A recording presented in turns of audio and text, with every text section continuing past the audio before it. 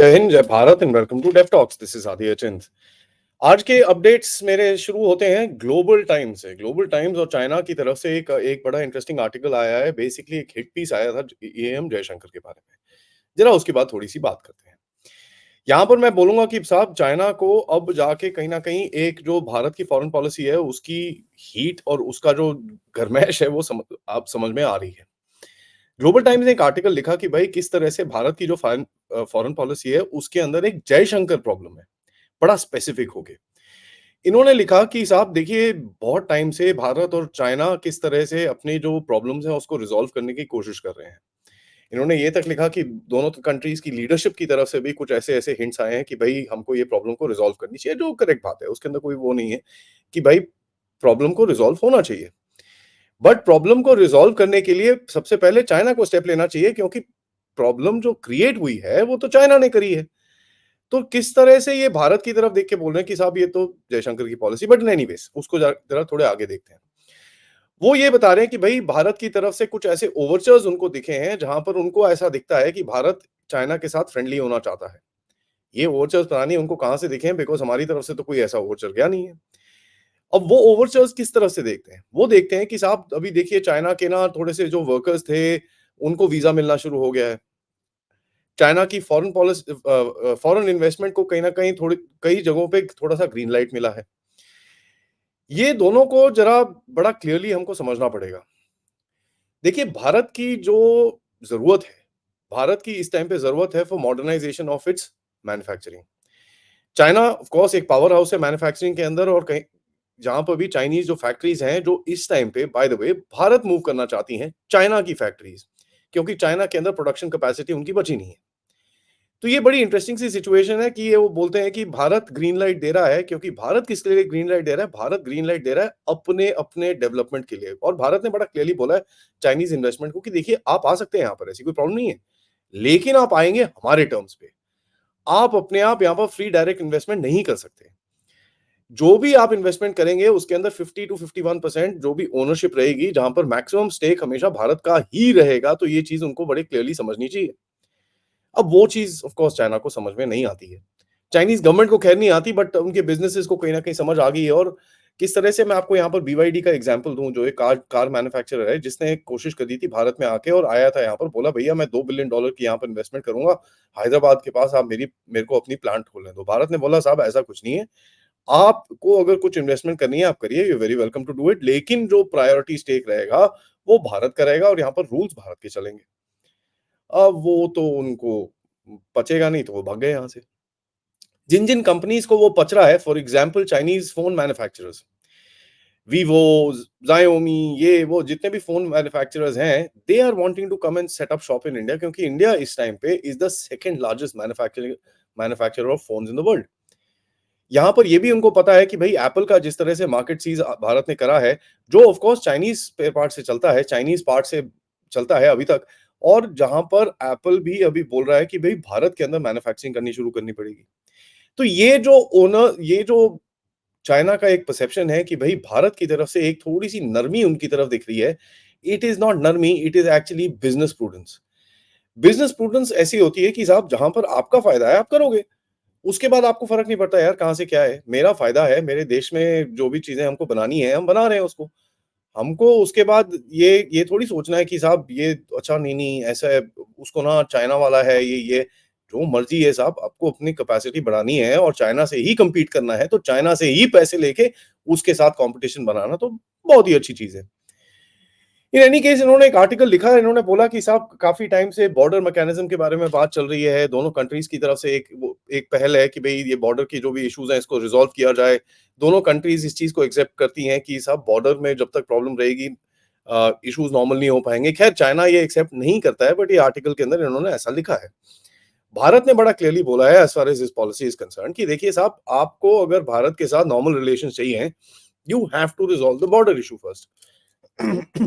जितने भी अभी स्टैंड ऑफ दो जगहों में बचे हुए हैं उनको पहले सॉर्ट आउट करिए, उसके बाद let's start talking about the border and then we will think about improving the relations. China एक तरफ बोलता है कि साहब नहीं, जो बॉर्डर का इशू है उसको आप सेपरेट रखिए और बाकी इश्यूज पे जरा बात करते हैं। ये पाकिस्तान की कश्मीर टाइप पॉलिसी है कि भाई कश्मीर पे पहले बात करेंगे फिर जाके आगे चलेंगे। एक टाइम था जब हम पाकिस्तान से बात करते थे, तो पाकिस्तान हमेशा कश्मीर, कश्मीर, कश्मीर करता रहता था। It was only the time जब मुशर्रफ आया था उस टाइम पे उसने बोला चलिए कश्मीर को साइड में रख के बाकी चीज़ों के बारे में बात करते हैं। तो क्या पाकिस्तान की फॉरेन पॉलिसी अभी चाइना अपना रहा है? लगता तो कुछ ऐसे ही है। तो इन्होंने बोला कि साहब 29 अगस्त तक जब तक डब्ल्यूएमसीसी की मीटिंग आई थी, सब कुछ एकदम हंकी-डोरी चल रहा था। लेकिन 31 अगस्त को जयशंकर जी ने वर्ल्ड लीडर्स फोरम के अंदर एक बड़ा ही जबरदस्त स्टेटमेंट दिया। इन्होंने बोला और वो स्टेटमेंट है ही, उन्होंने बोला कि देखिए यार एक जनरल चाइना प्रॉब्लम है। ये सिर्फ भारत की प्रॉब्लम नहीं है, ये अमेरिका की भी प्रॉब्लम है, यूएस की भी प्रॉब्लम है और अमेरिका और यूरोप की भी प्रॉब्लम है। हर किसी की एक चाइना प्रॉब्लम है। आप उसके नेबर्स को देख लीजिए कि सब everybody has a problem with China. ये चीज को पकड़ के थोड़ा-सा कहीं न कहीं they are a little miffed about it. कहते हैं कि साहब ऐसे क्या है कि आप बोल रहे हो कि साहब भारत का एक चाइना प्रॉब्लम है, स्पेशल प्रॉब्लम है और हर किसी का एक जनरली चाइना का प्रॉब्लम है। उसमें फिर लिखा है आर्टिकल के अंदर कि भई because China is a bad guy, it has created a China problem for all countries. ये जयशंकर जी ने बड़ा क्लियरली बोला था, इसके अंदर कोई डाउट भी नहीं है। और हमको पता है कि भई चाइना का बिहेवियर इज़ ऑफ सुप्रीमेसी कि भैया हम ही हम हैं, तो तुम तो सारे गधे हो। यहां पर इसको जयशंकर जी ने बड़ा क्लियरली एक टर्म डाला which is called the China problem. So which is very very clear, उसके अंदर कुछ नहीं है। उसके बाद ये कहते हैं कि भाई चाइना का कोई, ये जो ग्लोबल टाइम्स वाले हैं, नहीं नहीं नहीं ऐसा तो कुछ नहीं है, जयशंकर जी गलत बोल रहे हैं क्योंकि it is India who is actually adopted a series of anti China policies. कि साहब आप डीकपलिंग की बात करते हो, आप यहाँ पर हमारे अगेंस्ट में काम करते हो, आप हमारे इन्वेस्टमेंट्स को नहीं आने देते, जैसे मैंने आपको बताया कि भाई उसके ऊपर काफी हद तक होल्ड है। आप हमारे सिटीजन्स को नहीं आने देते, कोई डायरेक्ट फ्लाइट नहीं है, उनका एम्बेसडर यहाँ पर होता रहता है कि साहब कुछ करो, कुछ करो, कुछ करो।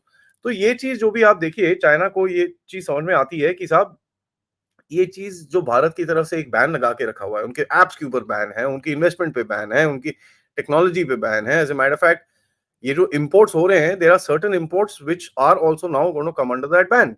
ये भी रूमर्स काफ़ी निकल रहे हैं। इस चीज को देख के ये बोलते हैं कि साहब भारत की तरफ से एक बड़ा क्लियर सिग्नल आ रहा है कि वो चाइना के साथ अपनी पॉलिसी ठीक करना चाहता है, लेकिन जयशंकर जो है वो ये पॉलिसी को आगे नहीं लेके जाना चाह रहा क्योंकि जयशंकर के अल्टीरियर मोटिव्स हैं। अब ये वही लोग हैं जो इस टाइम पे जयशंकर और मोदी को बोलते हैं कि ये तो बड़े प्रो यूएस हैं। तो आपको समझ में आना चाहिए इंडिया में जो ये नैरेटिव चल रहा है कि भाई जयशंकर और मोदी प्रो यूएस हैं, ये कहां से आ रहा है। अगर जयशंकर और मोदी इतने प्रो यूएस होते तो ये गहरा राज्य जो इस टाइम पे भारत के पीछे पड़ा हुआ है, जिसके बारे में मैं एक अपडेट आपके साथ और करूंगा कि कितना डेस्परेट हो रखा है गहरा राज्य, ये सब नहीं हो रहा होता। उन्होंने बोला कि साहब ये एक दिन में क्या बदल गया कि 29 तारीख को बड़ा अच्छा सा एक स्टेटमेंट आया डब्ल्यूएमसीसी से, 31 तारीख को जयशंकर जी ने आके हमको ठोक दिया, ये क्या है। तो बेसिकली इसको क्रक्स निकालने के लिए उन्होंने बोला कि भाई चाइना प्रॉब्लम कोई कुछ नहीं है, this is actually a Jaishankar problem. उन्होंने बोला कि साहब ये जो प्रॉब्लम है ये जयशंकर की प्रॉब्लम है, ये प्रॉब्लम एक इंडिया की प्रॉब्लम है, हम तो एकदम दूध के धुले बच्चे हैं, हमको तो कोई ऐसा कुछ नहीं है। कहते हैं कि भाई भारत का जो ऑपरेशनल का तरीका है वो एक बड़ा डिफरेंट है और वो जो डिफरेंट तरीका है उससे हमको डील करना बड़ा मुश्किल हो जाता है, as a matter of fact पूरी दुनिया को डील करना मुश्किल हो जाता है। ये तो मैं पहली बार ही सुन रहा हूँ by the way. But in any case उसके बाद उन्होंने बोला कि साहब देखिए जयशंकर जिस तरह से हार्ड एक नैरेटिव लेते हैं उससे ऑब्वियसली उनकी फैन बेस तो भारत के अंदर बहुत बड़ी है। ये चीज वो एक्नॉलेज करते हैं, which should tell you something कि अगर भाई जयशंकर का जो एक हार्ड नजरिया है उसके साथ अगर भारत के अंदर उनकी फैन बेस बड़ी है, that should tell you that China के लिए कोई लव लॉस नहीं है भारत के अंदर। तो अगर जयशंकर जी कुछ एक हार्ड स्टैंड ले रहे हैं, that is popular and that is what the people of India want. तो ये देखिए इनका जो बेसलाइन है कि भाई जयशंकर को अगर आप साइड में कर लोगे तो भारत चाइना के रिलेशनशिप्स बहुत अच्छे हो जाएंगे। अब ये सब ठीक है, इन्होंने लिखा, जो भी हिंट करा, इधर करा, उधर करा, all that they did.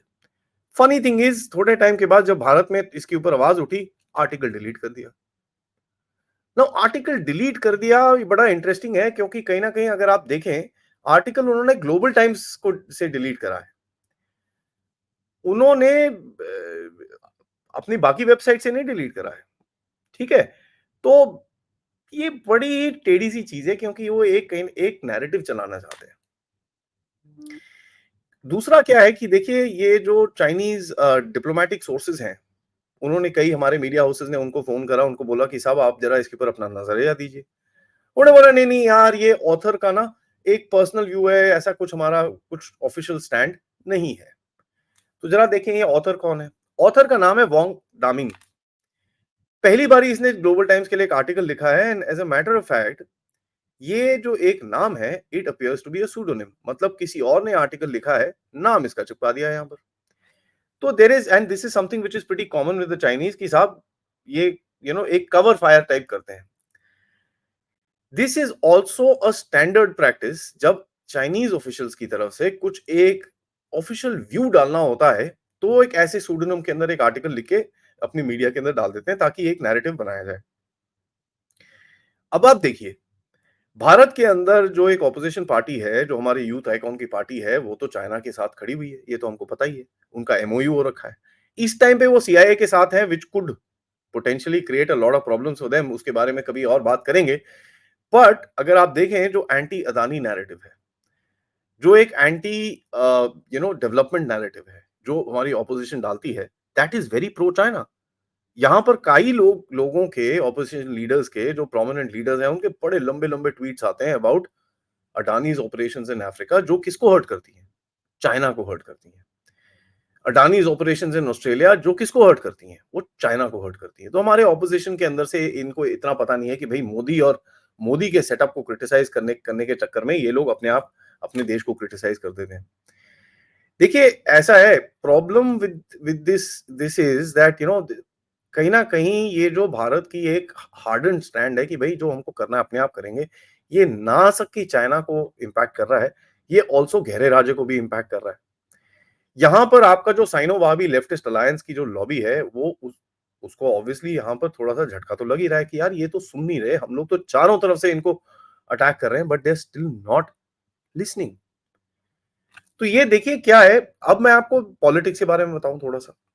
Politics में हमारे यहाँ पर एक बड़ा ही इंटरेस्टिंग सा सिनेरियो है जहां पर बीजेपी कांग्रेस दोनों एक दूसरे को चाइना पे सॉफ्ट होने के लिए अक्यूज करते हैं कि भाई बीजेपी वाले बोलते हैं भैया तुमने इतना टाइम से क्या किया, 40,000 स्क्वायर किलोमीटर आपने जमीन दे दी। कांग्रेस वाले दूसरी तरफ बोलते हैं कि साहब देखो बीजेपी वाले कुछ कर नहीं रहे, चाइना हमारा लैंड लेके चले गया। ऑल्दो चाइना हमारा लैंड लेके चले गया is a stupid stupid agreement, stupid argument, और इसके बारे में काफी लोगों ने डिबंक ऑलरेडी करा हुआ है। तो ये तो एक एकदम घटिया सा आर्गुमेंट है। बट जो बीजेपी की तरफ से एक आर्गुमेंट जाता है कांग्रेस की तरफ कि भाई आपने तो चाइना को इतना सारा लैंड दे दिया।